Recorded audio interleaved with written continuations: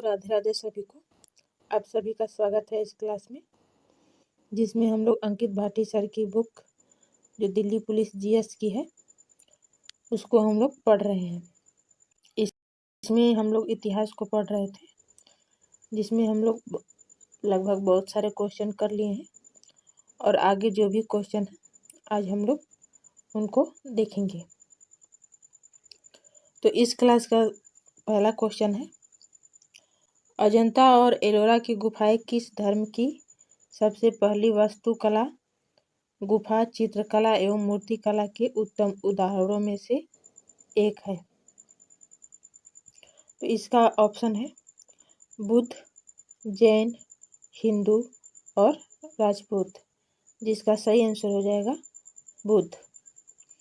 जो अजंता और एलोरा की गुफाएं हैं वो किस धर्म की सबसे पहली वास्तुकला, गुफा चित्रकला एवं मूर्तिकला के उदाहरण देती हैं?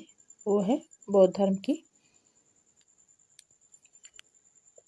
अजंता और एलोरा की गुफाएं बौद्ध धर्म की सबसे पहली वास्तुकला, गुफा चित्रकला एवं मूर्तिकला के उत्तम उदाहरणों में से हैं। अजंता और एलोरा की गुफाएं महाराष्ट्र राज्य के औरंगाबाद जिले में स्थित है। अजंता और एलोरा की गुफाएं यूनेस्को की विश्व विरासत स्थल सूची में 1983 ईस्वी में शामिल हुई थी। जो अजंता और एलोरा की गुफाएं हैं जो बौद्ध धर्म की सबसे प्राचीन वास्तुकला, गुफा चित्रकला और मूर्तिकला के उदाहरण देती हैं, विश्व विरासत स्थल सूची में 1983 ईस्वी में शामिल हुई थी। अजंता गुफा की चित्रकला भारत में बौद्ध धर्म के स्वर्ण युग को प्रदर्शित करती है। जो अजंता की गुफा है वो चित्रकला भारत में बौद्ध धर्म के स्वर्ण युग को प्रदर्शित करती है। जो बौद्ध धर्म है उसके स्वर्ण युग को जो अजंता की गुफा में जो चित्रकला है वो प्रदर्शित करती है। अगला क्वेश्चन है, एक यूनानी मेगास्थनीज निम्नलिखित में से किस राजा के दरबार में राजदूत था? एक यूनानी मेगास्थनीज था, वो किस राजा के दरबार में राजदूत था? तो इसका ऑप्शन है बिंबिसार, अशोक, चंद्रगुप्त मौर्य और महापद्मनंद। तो इसका सही आंसर हो जाएगा चंद्रगुप्त मौर्य।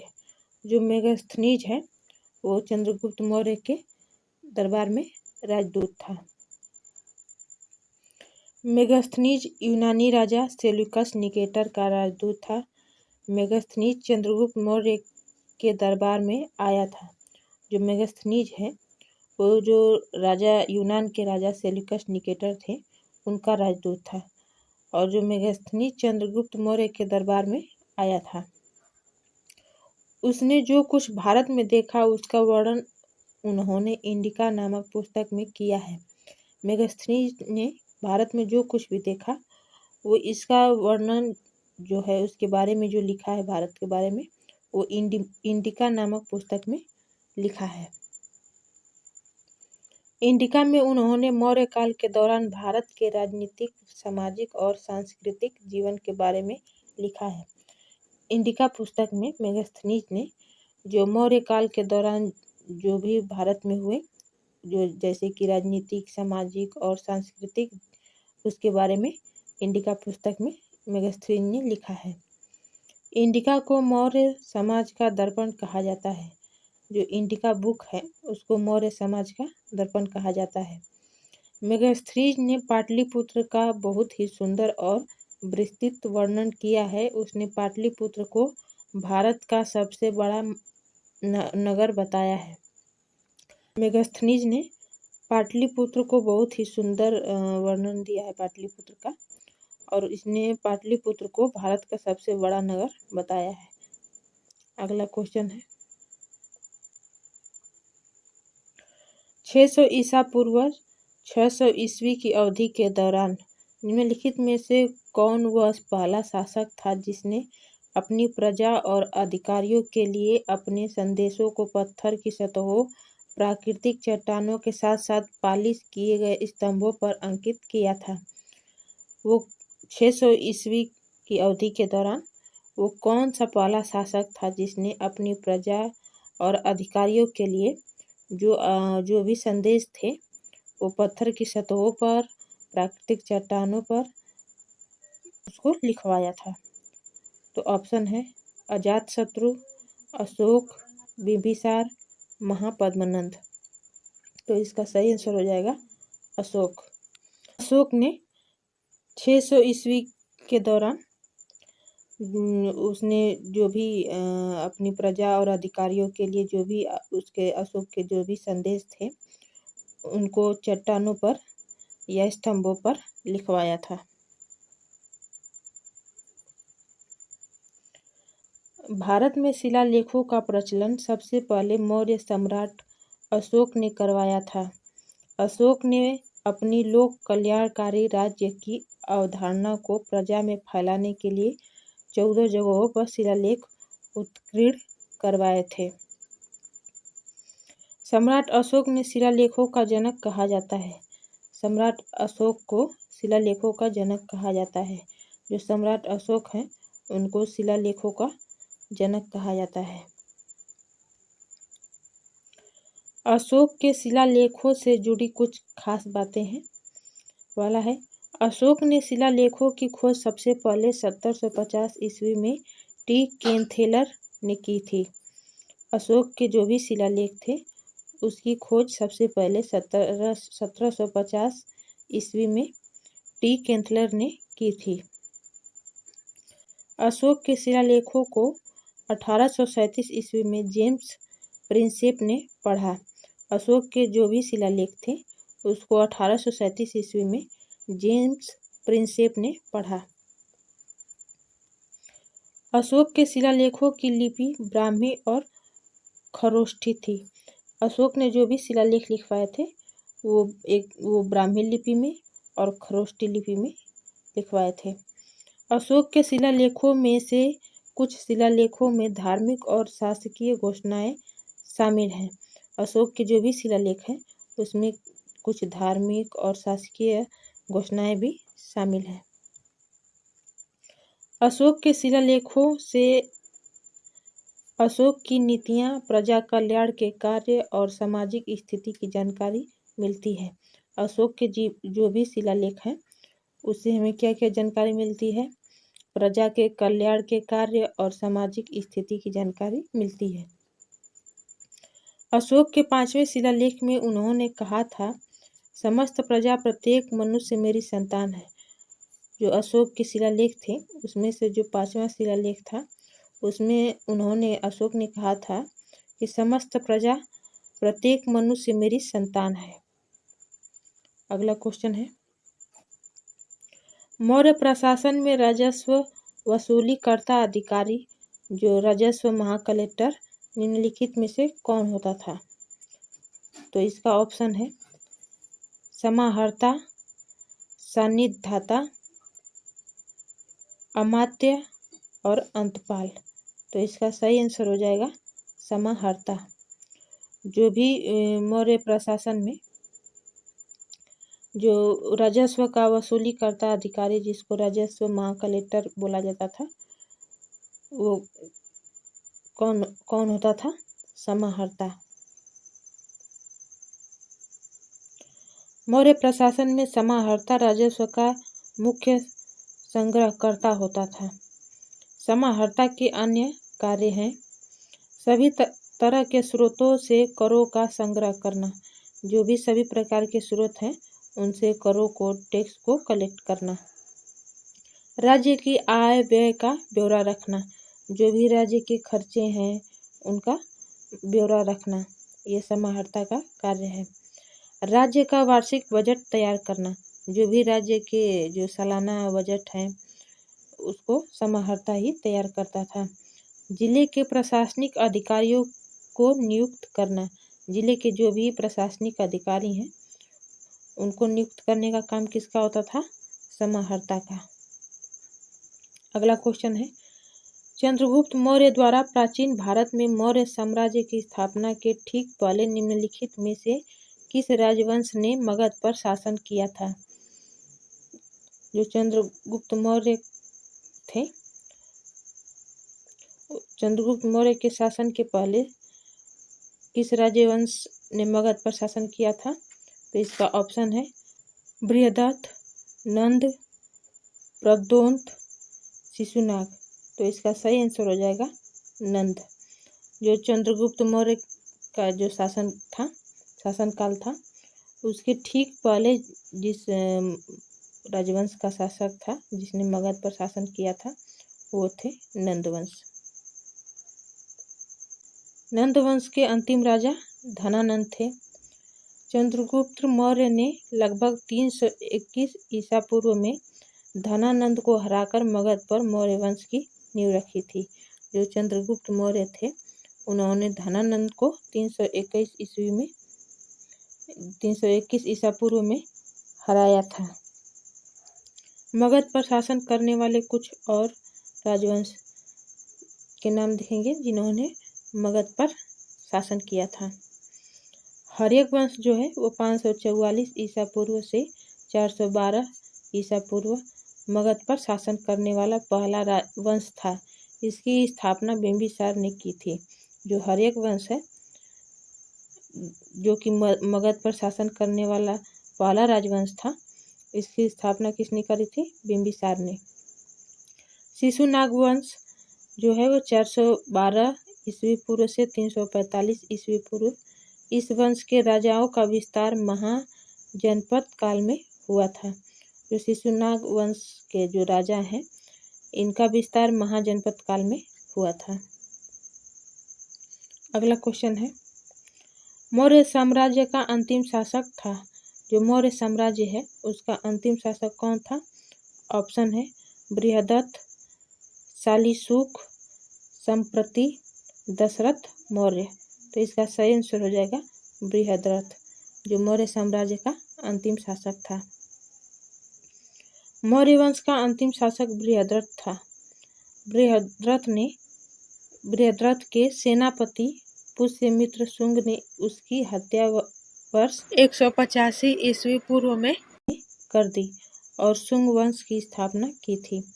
जो बृहदरथ के सेनापति था पुष्यमित्र शुंग, उसी ने बृहदरथ की हत्या कर दी और उसके बाद जो मौर्य वंश खत्म हो गया उसके बाद इसने शुंग वंश की स्थापना कर दी। मौर्य साम्राज्य की स्थापना चंद्रगुप्त मौर्य ने की थी। जो मौर्य साम्राज्य है उसकी स्थापना किसने की थी? चंद्रगुप्त मौर्य ने। अगला क्वेश्चन है बिंदुसार निम्नलिखित में से किस मौर्य सम्राट का उत्तराधिकारी था?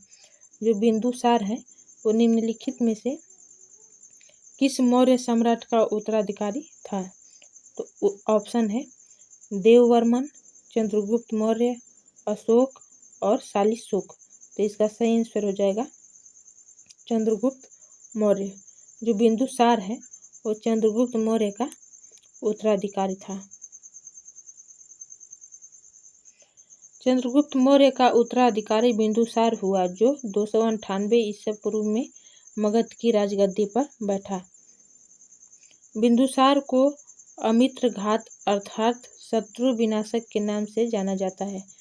जो बिंदुसार है जो चंद्रगुप्त के लड़के हैं उनको अमित्र घात यानी कि शत्रु विनाशक, शत्रु का विनाश करने वाले के नाम से जाना जाता है। इतिहास में इन्हें महान पिता का पुत्र और महान पुत्र का पिता कहा जाता है। जो बिंदुसार हैं जो कि महान पिता के पुत्र यानी चंद्रगुप्त के जो बेटे थे और महान पुत्र का पिता, इन बिंदुसार के जो बेटे थे वो अशोक थे। तो इसीलिए महान पुत्र का पिता, अशोक के पिता हो गए बिंदुसार और महान पिता का पुत्र यानी कि चंद्रगुप्त के बेटे हो गए बिंदुसार। बिंदुसार ने अपने पिता द्वारा जीते गए क्षेत्रों को बरकरार रखा था। बिंदुसार ने अपने पिता द्वारा जो चंद्रगुप्त के द्वारा जीते गए क्षेत्रों को बरकरार रखा था। अगला क्वेश्चन है चंद्रगुप्त मौर्य के शासनकाल के दौरान मौर्यों की राजधानी पाटलिपुत्र का प्रशासन कितनी समितियों द्वारा प्रबंधित किया जाता था? जो चंद्रगुप्त मौर्य का शासनकाल था उसके दौरान जो मौर्यों की राजधानी पाटलिपुत्र थी उसका प्रशासन कितनी समितियों द्वारा प्रतिबंधित किया जाता था? तो ऑप्शन है 8, 3, 6 और 4। तो इसका सही आंसर हो जाएगा 6। पहली समिति उद्योग तथा शिल्पों का निरीक्षण करती थी। जो पहली समिति है वो उद्योग तथा शिल्पों का निरीक्षण करती थी और जो दूसरी समिति है वो विदेशी कार्यों की देखरेख करती थी। जो दूसरी समिति है वो विदेशी कार्यों की देखरेख करती थी। तीसरी समिति जनगणना करती थी। जो तीसरी समिति है वो जनगणना करती थी। चौथी समिति व्यापार तथा वाणिज्य की व्यवस्था करती थी। जो चौथी समिति है व्यापार तथा वाणिज्य की व्यवस्था करती थी। और जो पांचवी समिति है वो विक्रय की व्यवस्था तथा निरीक्षण करती थी। जो विक्रय की व्यवस्था और निरीक्षण करती थी वो पांचवी समिति थी।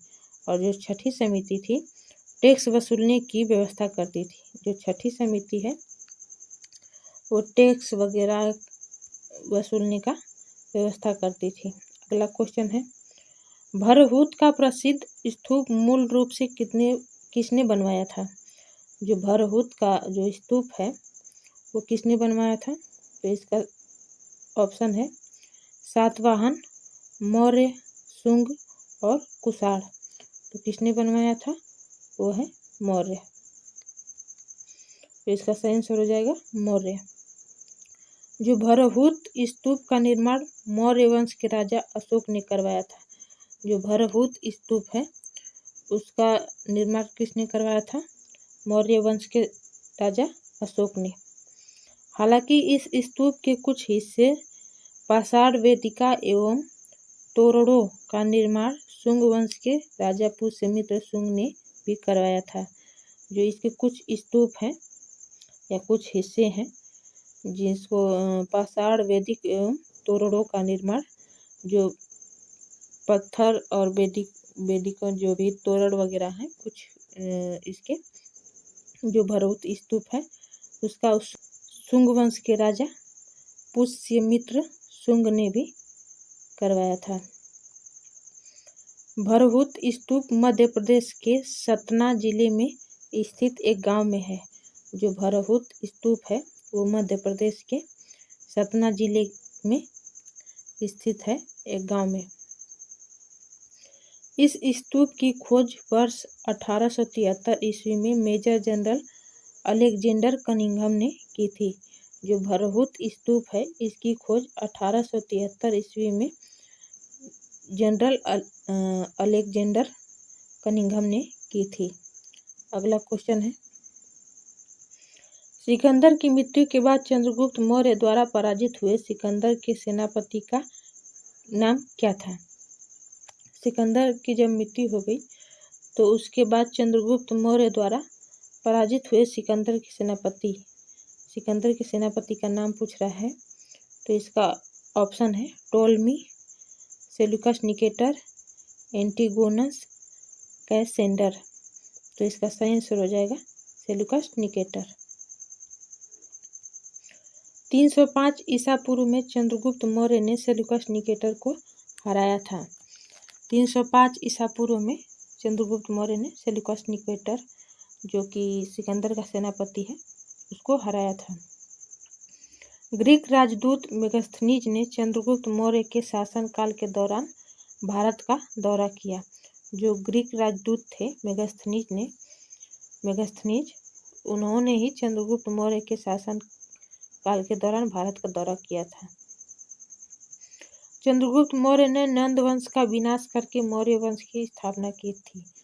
चंद्रगुप्त मौर्य ने नंद वंश का विनाश करके ही मौर्य वंश की स्थापना की थी। चंद्रगुप्त मौर्य ने अपने जीवन के अंतिम दिनों में जैन धर्म को अपनाया था। जो चंद्रगुप्त मौर्य का अंतिम जो यात्रा चल रही थी उसमें उन्होंने जैन धर्म को अपनाया था। अगला क्वेश्चन है सांची का महान स्तूप किसके द्वारा निर्मित कराया गया था? जो सांची का स्तूप है वो किसके द्वारा बनवाया गया है? तो इसका ऑप्शन है चंद्रगुप्त अशोक, हर्षवर्धन और बिंदुसार। तो इसका सही आंसर हो जाएगा अशोक। सांची का महान स्तूप मौर्य सम्राट अशोक ने बनवाया था। जो सांची का महान स्तूप है उसको जो मौर्य सम्राट अशोक ने बनवाया था। अशोक के इस स्तूप को भगवान बुद्ध के अवशेषों को सहेजने के लिए बनवाया था। जो अशोक ने ये जो सांची का स्तूप बनवाया था इसमें भगवान बुद्ध के जो भी अवशेष कुछ चीज़ें बच गई थी उनको सहेजने के लिए बनवाया था। यह स्तूप बलुआ पत्थर से बना है तथा अर्धगोलाकार संरचना में है। जो सांची का स्तूप है वो बलुआ पत्थर से बना हुआ है और जो अर्धगोलाकार संरचना में है।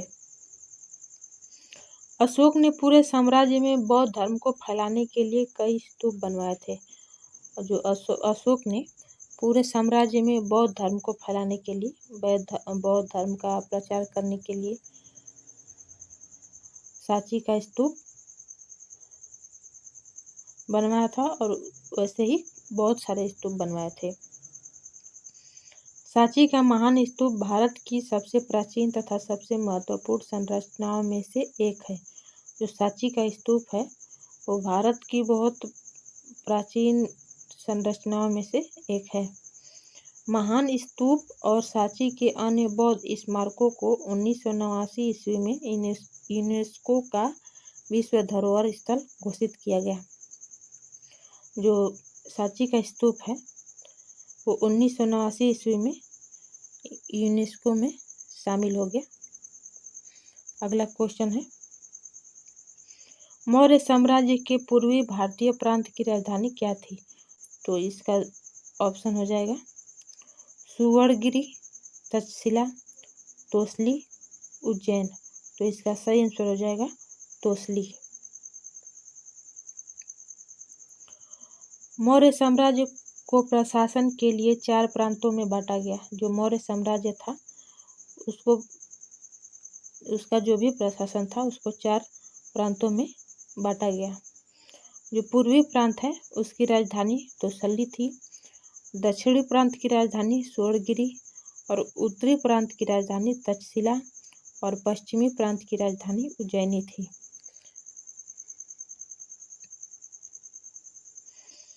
मौर्य साम्राज्य की शाही राजधानी पाटलिपुत्र थी। जो मौर्य साम्राज्य था उसका जो शाही राजधानी थी वो पाटलिपुत्र थी।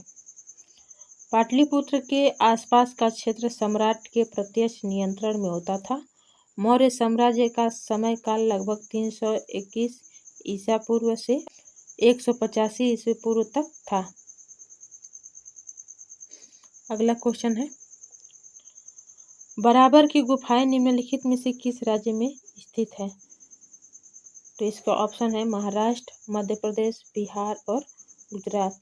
तो इसका सही आंसर हो जाएगा बिहार। बराबर की गुफाएं बिहार के जहानाबाद जिले में स्थित है। जो बराबर की गुफाएं हैं वो बिहार के जहानाबाद जिले में स्थित है। बराबर की गुफाएं चट्टानों को काटकर बनाई गई सबसे पुरानी गुफाओं में से एक है। जो बराबर की गुफाएं हैं वो चट्टानों को काटकर बनाई गई हैं। बराबर की गुफाएं बराबर और नागार्जुनी पहाड़ियों से बनी है। जो बराबर की गुफाएं हैं वो बराबर और नागार्जुनी की जो भी पहाड़ियां हैं उसी से बनी हुई हैं। बराबर पहाड़ी पर 4 गुफाएं हैं तथा नागार्जुनी पहाड़ी पर 3 गुफाएं हैं। जो बराबर की पहाड़ी है उस पर 4 गुफाएं हैं और नागार्जुनी की पहाड़ी पर 3 गुफाएं हैं। इन गुफाओं का निर्माण मौर्य काल में हुआ था। माना जाता है कि इनका निर्माण सम्राट अशोक के तपस्वियों के लिए करवाया था। जो इन गुफाओं का जो निर्माण हुआ था वो मौर्य काल में हुआ था। इन गुफाओं में से सुदामा तथा लोमस ऋषि की गुफाएं रॉक कट वास्तुकला के कुछ शुरुआती उदाहरण हैं। जो इन गुफाओं में से कुछ गुफा हैं जो सुदामा तथा लोमस ऋषि के गुफाएं हैं वो रॉक कट वास्तुकला के कुछ शुरुआती उदाहरण हैं। जो रॉक कट कला है, वास्तुकला है, उसकी उदाहरण देती हैं। जो सुदामा और लोमस ऋषि की गुफाएं हैं वो रॉक कट कला जो है वास्तुकला उसका उदाहरण देती हैं। अगला क्वेश्चन हो जाएगा, सम्राट अशोक निम्नलिखित में से किस राजवंश के शासक थे? जो सम्राट अशोक थे वो किस राजवंश के शासक थे? तो इसका ऑप्शन है मौर्य राजवंश, गुप्त राजवंश, नंद राजवंश और शुंग राजवंश। तो इसका सही आंसर हो जाएगा मौर्य राजवंश। अशोक के पिता का नाम बिंदुसार था। अशोक ने 273 ईस्वी पूर्व से 232 ईस्वी पूर्व तक शासन किया। अशोक का जो शासन काल था वो 273 ईसा पूर्व से 232 ईसा पूर्व तक था। अशोक को शिलालेखों का जनक माना जाता है। अशोक ने लगभग 261 ईस्वी पूर्व में कलिंग युद्ध लड़ा था। अशोक को शिलालेखों का जनक माना जाता है।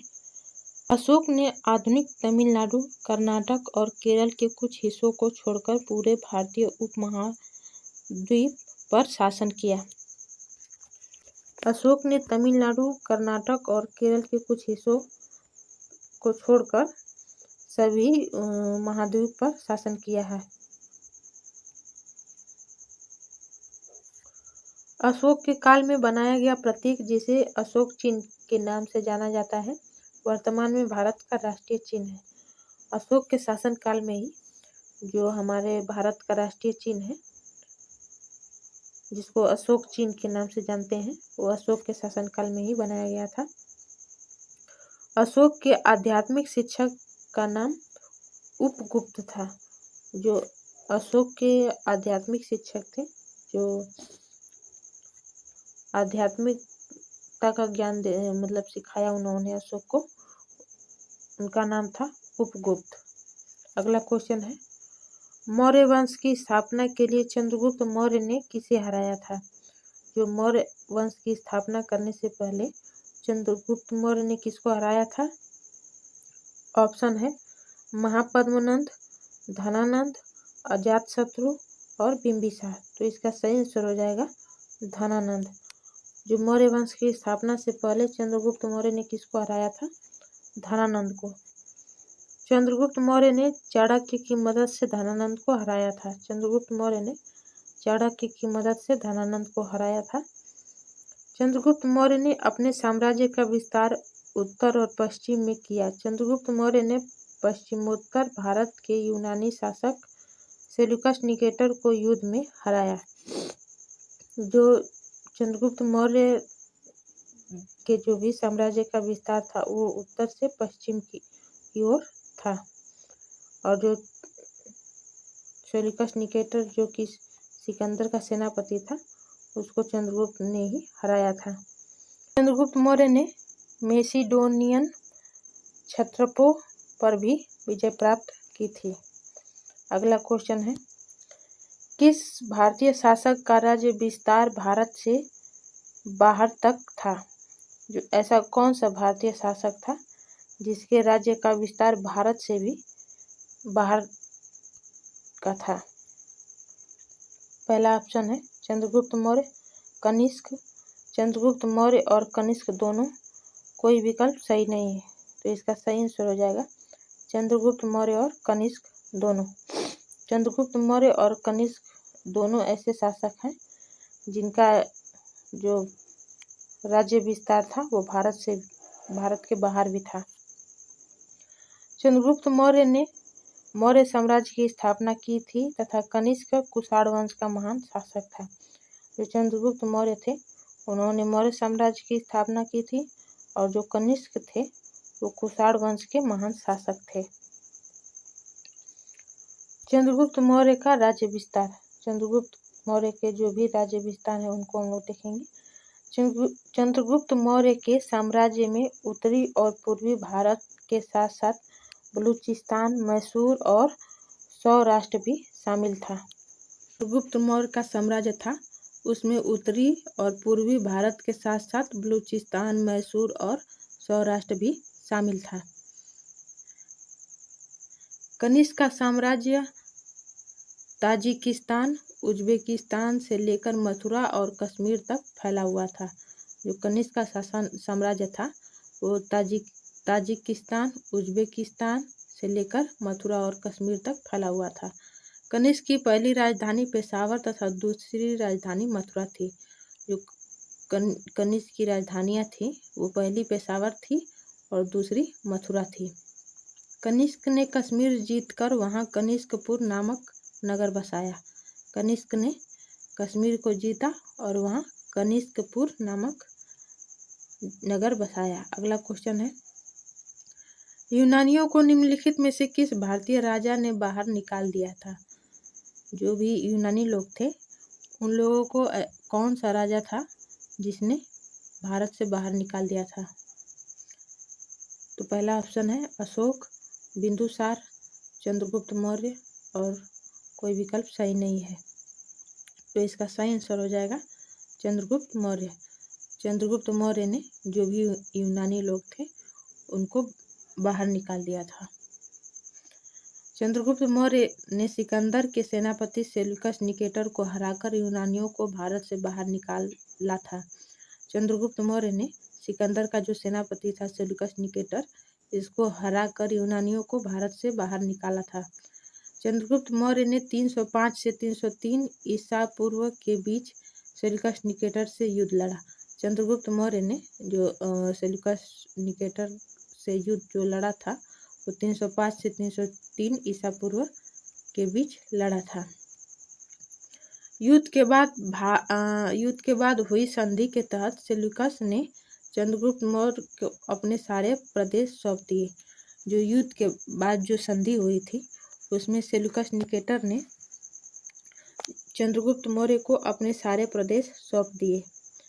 सेल्यूकस ने अपना राजदूत मेगास्थनीज चंद्रगुप्त मौर्य के दरबार में भेजा था।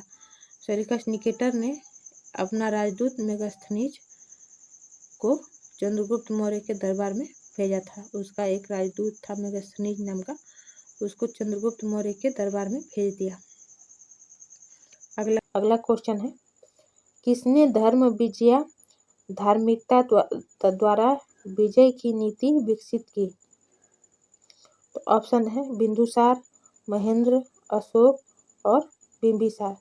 तो इसका सही आंसर हो जाएगा अशोक। अशोक ने ही धर्म विजया यानी कि धार्मिकता द्वारा विजय की नीति विकसित की। विजय की नीति किसने विकसित की? अशोक ने। अशोक ने धर्म विजया धार्मिकता द्वारा विजय की नीति विकसित की। अशोक मौर्य वंश का सम्राट था। अशोक का जन्म 304 ईसा पूर्व पाटलिपुत्र में हुआ था। अशोक वर्ष 268 ईसा पूर्व, कुछ स्रोतों में 272 भी है, में मगध के सिंहासन पर बैठा था। अशोक की मृत्यु जो 232 ईसा पूर्व में हुई थी। जो अशोक का जन्म हुआ था वो पाटलिपुत्र में हुआ था 304 ईसा पूर्व।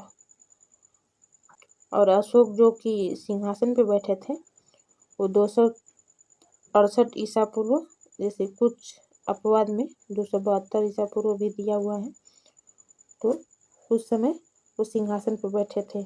और जो अशोक की जो मृत्यु हुई थी वो किस वर्ष में हुई थी? 232 ईसा पूर्व में हुई थी।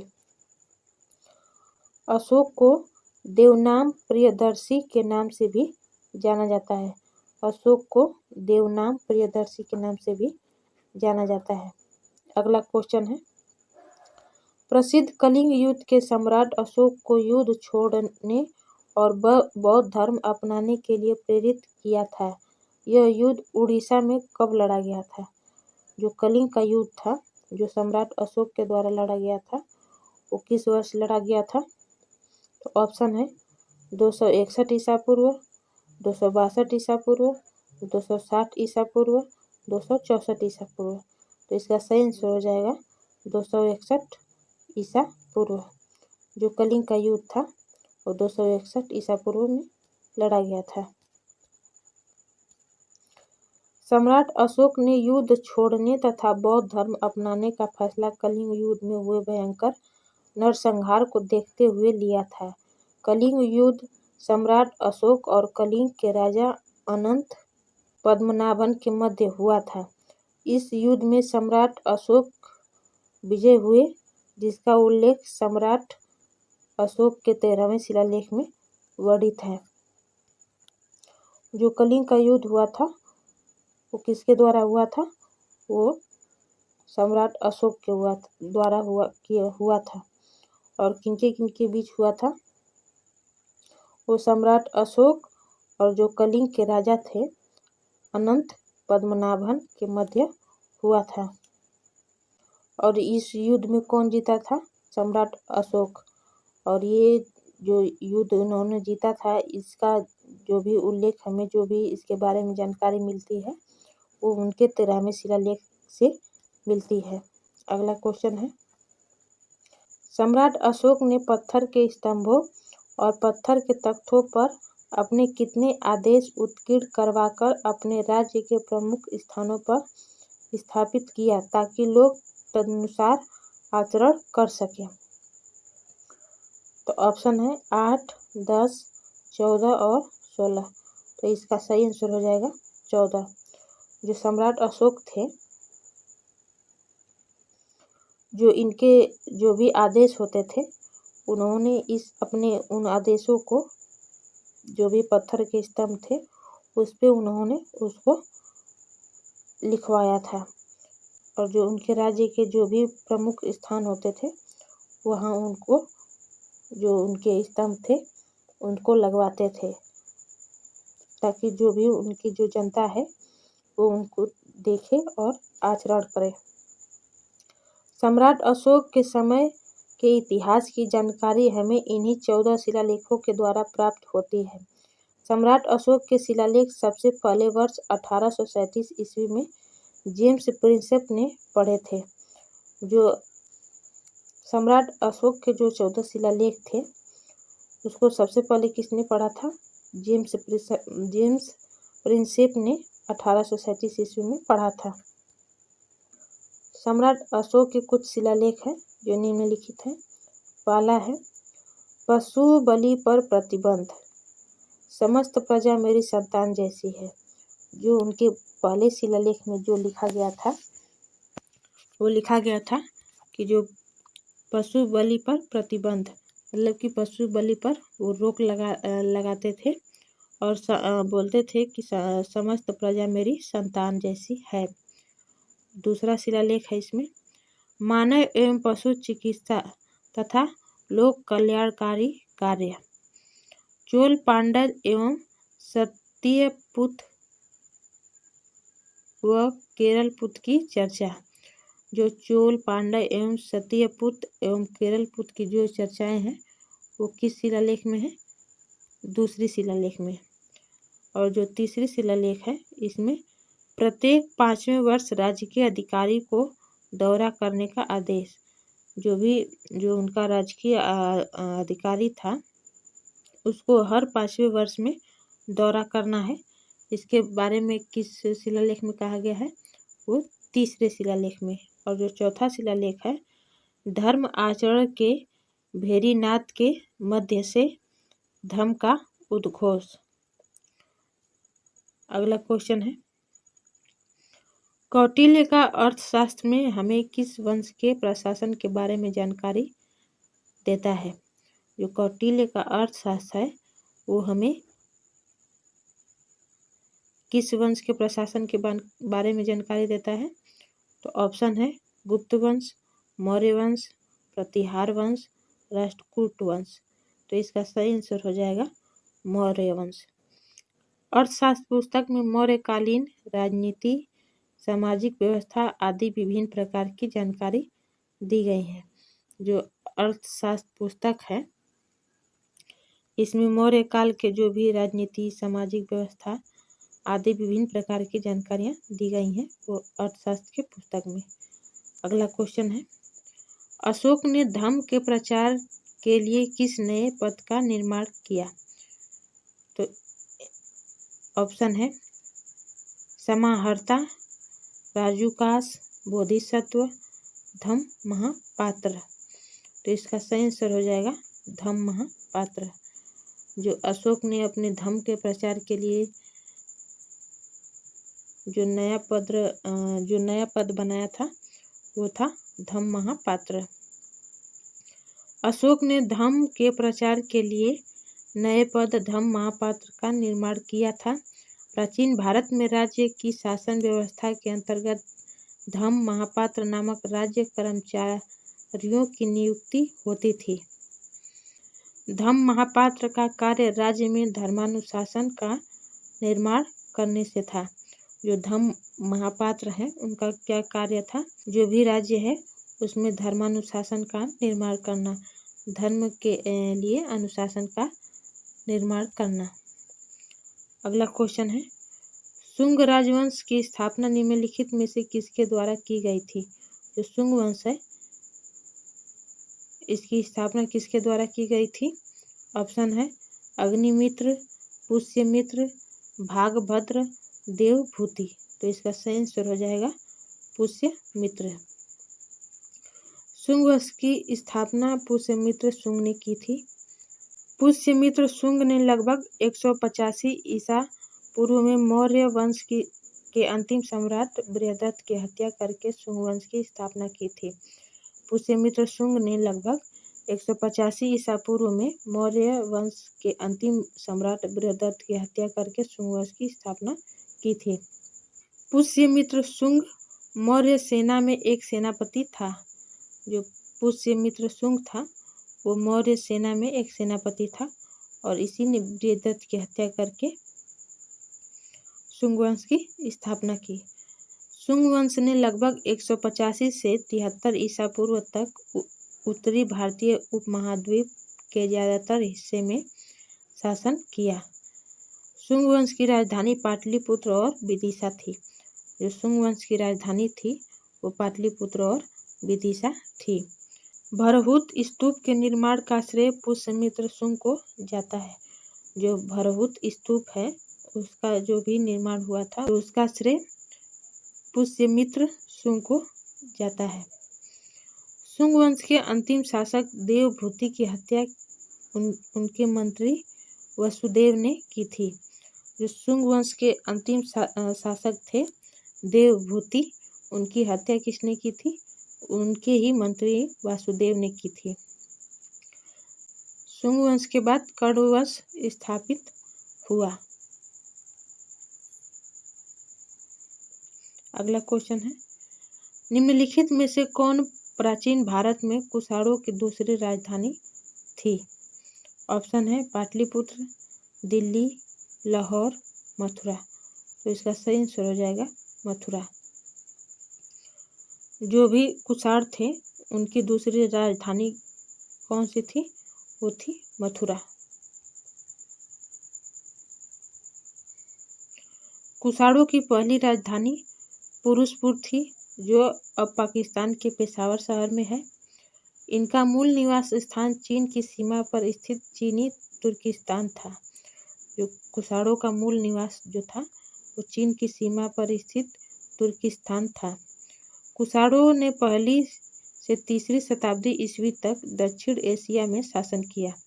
जो कुषाण लोग थे उन्होंने जो पहली और तीसरी शताब्दी तक दक्षिण एशिया में शासन किया था। कुषाणों ने अपने साम्राज्य में मध्य एशिया, ईरान, अफगानिस्तान, पाकिस्तान और उत्तर भारत का एक बड़ा हिस्सा शामिल किया। जो कुषाण थे उन्होंने अपने साम्राज्य में मध्य एशिया, ईरान, अफगानिस्तान, पाकिस्तान और उत्तर भारत का एक बड़ा हिस्सा शामिल कर लिया। कनिष्क ने शक संवत की शुरुआत की थी। जो कनिष्क थे उन्होंने शक संवत की शुरुआत की। कनिष्क ने कश्मीर के कुंडल वन में चौथी बौद्ध संगीति का आयोजन करवाया। जो कनिष्क राजा थे उन्होंने कश्मीर के कुंडल वन में चौथी बौद्ध संगीति का आयोजन करवाया था। कनिष्क बौद्ध धर्म के महायान संप्रदाय का अनुयायी था। जो कनिष्क थे वो बौद्ध धर्म के महायान संप्रदाय के अनुयायी थे। और ये हमारा लास्ट क्वेश्चन है, कनिष्क किस वंश के महान राजा थे? ऑप्शन है चोल, चेर, कुषाण, चालुक्य। तो इसका सही आंसर हो जाएगा कुषाण। जो कनिष्क थे वो कुषाण वंश के महान राजा थे। कनिष्क कुषाण वंश के महान राजा थे।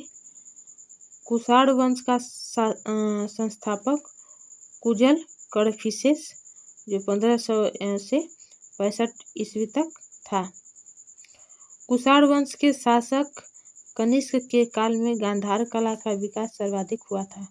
जो कुषाण वंश के शासक थे कनिष्क, इनके शासन काल में गांधार कला का विकास जो सर्वाधिक हुआ था। तो आई होप आप लोग को ये क्लास अच्छी लगी होगी। तो लाइक शेयर कर दीजिएगा और चैनल को सब्सक्राइब भी कर दीजिएगा और अपने दोस्तों को शेयर भी करिएगा। तो मिलते हैं अगली क्लास में। सभी को राधे राधे। Thank you.